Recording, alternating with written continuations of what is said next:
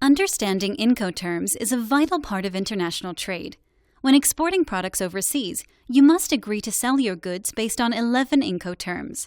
IncoTerms is short for International Commercial Terms, which are published by the International Chamber of Commerce and relate to international commercial law.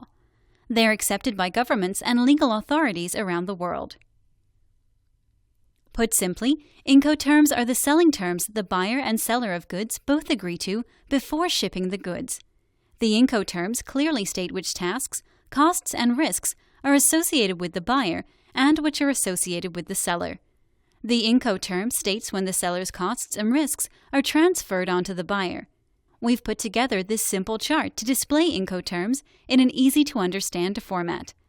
At the top are the different types of IncoTerms, beginning from left to right. On the left side is the exporter or the seller of the goods, beginning at the seller's location or warehouse. As you move along to the right, the products leave the warehouse, get loaded on board a vessel at the port of loading, get shipped through to the port of destination, get customs cleared, and then delivered further through to the buyer's location. Along the way, there are set IncoTerms to establish which risks and costs are agreed to be paid by the seller and which are to be transferred to the buyer. On the left is the first IncoTerm, EXW, which means Ex Works or Ex Warehouse. If the buyer and seller agree to sell goods on Ex Works terms, then the seller's obligation is very simple. The seller will only cover the cost of the goods' Ex Warehouse. So that means the seller will manufacture the goods, have them packaged and ready for collection from their warehouse. From then on, all additional costs and risks involved in transport away from the warehouse is covered by the buyer.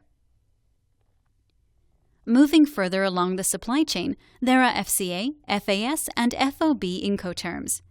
These three terms are quite similar, but the most popular IncoTerm used is FOB, Free On Board.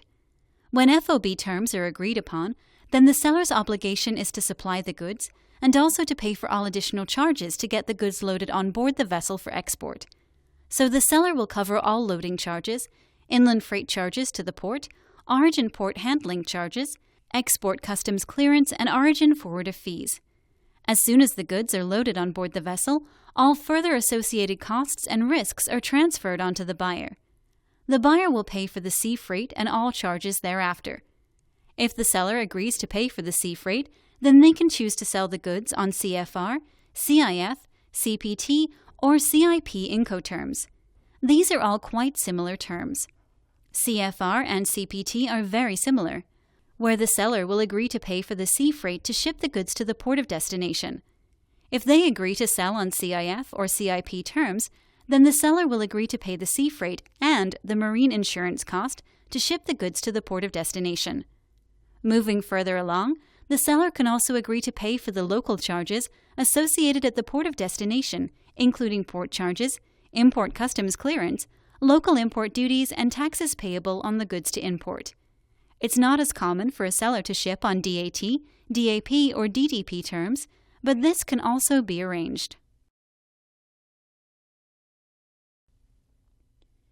If you have any detailed questions relating to IncoTerms, you should refer to your freight forwarder. To export your shipment overseas, you will need to provide your freight forwarder with detailed shipping documentation that will include the IncoTerms you have agreed to sell the goods.